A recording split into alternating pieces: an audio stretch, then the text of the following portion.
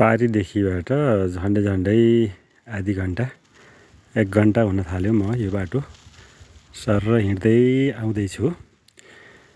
तल खेतहरू बारीहरू सब बाँझा, बाटो पनि पुरै मान्छे नहिँडेर बाटिएको अवस्था।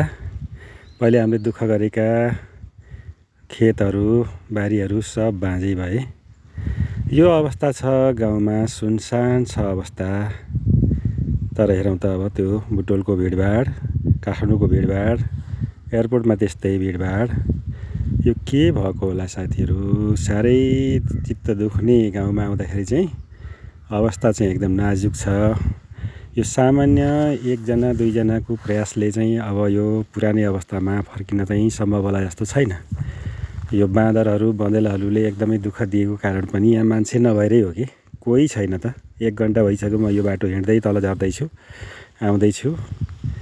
यो खेतबारीहरू हेर्दैछु, सब बाँझा छन्, सब मान्छे कोही छैन बाटोमा, कोही भेटिँदैन। जबकि पहिले एकछिनमा मान्छेहरू हुन्थे, घाँसका बारीहरू बोकेर पनि अथवा हिँड्दै गरेका बटुवाहरू भेटिन्थ्यो।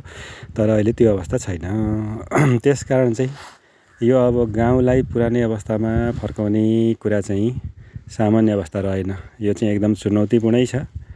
यसको लागि चाहिँ अब एउटा खालको पहल प्रयास नै हुनु जरुरी छ।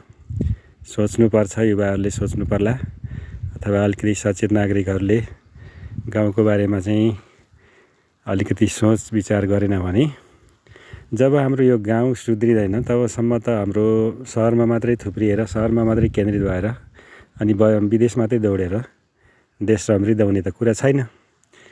त्यस कारण विचार गर्नुपर्ने अवस्था आयो, मन्थन गर्नुपर्ने बेला आयो। यो कुरालाई सबैले विचार गरौँ है। मेरो चाहिँ आफ्नो अनुभव, थोरै हिँड्दा गाउँमा हिँड्दाको अनुभव सुनाएँ।